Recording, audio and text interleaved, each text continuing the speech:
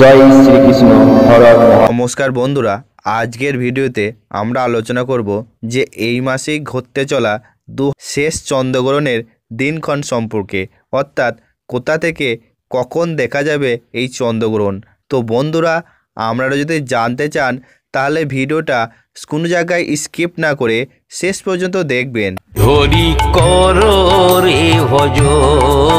বছরের শেষ চন্দ্রগ্রহণ হচ্ছে 30শে নভেম্বর সোমবার। এটি হবে উপচ্ছায়া চন্দ্রগ্রহণ। চন্দ্রগ্রহণ শুরু হচ্ছে বেলা 1:04 আর শেষ হচ্ছে বৈকাল 5:22।